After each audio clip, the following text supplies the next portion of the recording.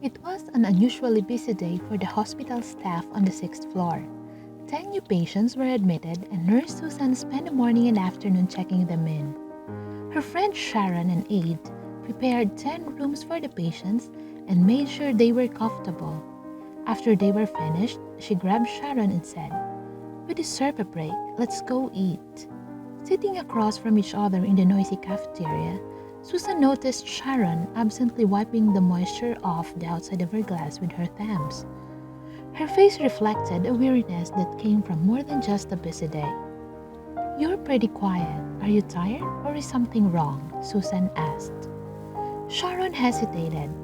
However, seeing the sincere concern in her friend's face, she confessed, "I can't do this the rest of my life, Susan. I have to find a higher paying job to provide for my family. We barely get by. If it weren't for my parents keeping my kids, well, we wouldn't make it." Susan noticed the bruises on Sharon's wrists peeking out from under her jacket. "What about your husband?" "We can't count on him. He can't seem to hold a job. He's got problems." "Sharon, you're so good with patients and you love working here. Why don't you go to school and become a nurse? There's financial help available, and I'm sure your parents would agree to keep the kids while you are in class." "It's too late for me, Susan. I'm too old for school. I've always wanted to be a nurse. That's why I took this job as an aide. At least I get to care for patients." "How old are you?" Susan asked. "Let's just say I'm 30-something. Susan pointed at the bruises on Sharon's wrists. "I'm familiar with problems like this. Honey, it's never too late to become what you've dreamed of. Let me tell you how I know."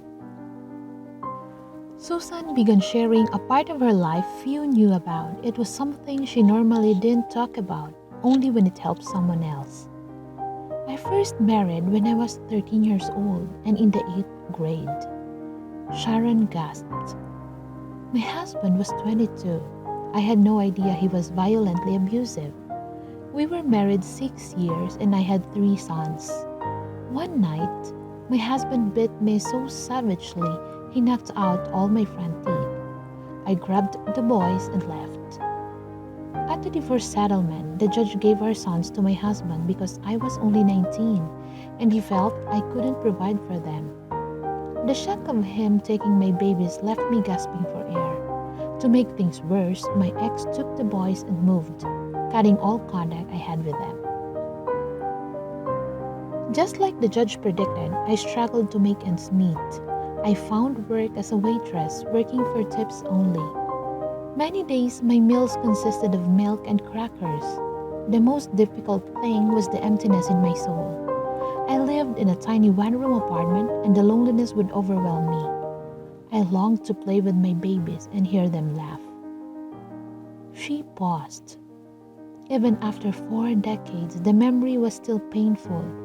Sharon's eyes filled with tears as she reached out to comfort Susan. Now it didn't matter if the bruises showed. Susan continued, "I soon discovered that waitresses with grim faces didn't get tips, so I hid behind a smiling mask and pressed on. I remarried and had a daughter. She became my reason for living until she went to college.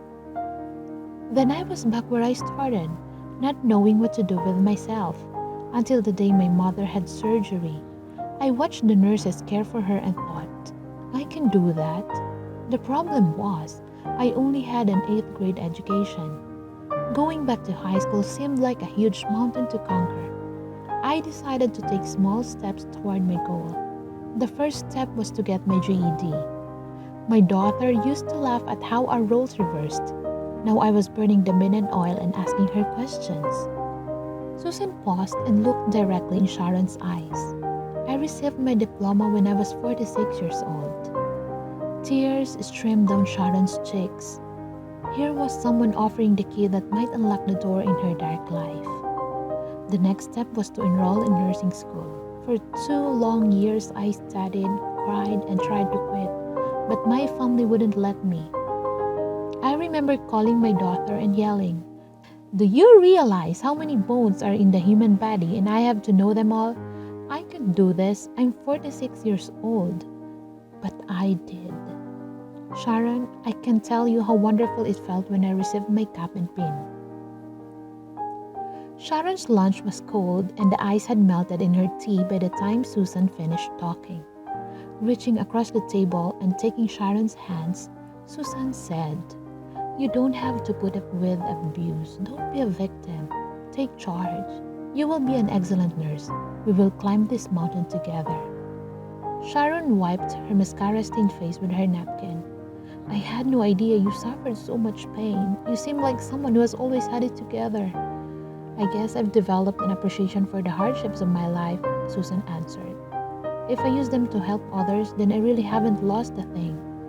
"Sharon promised me that you will go to school and become a nurse, then help others by sharing your experiences." Sharon promised. In a few years, she became a registered nurse and worked alongside her friend until Susan retired.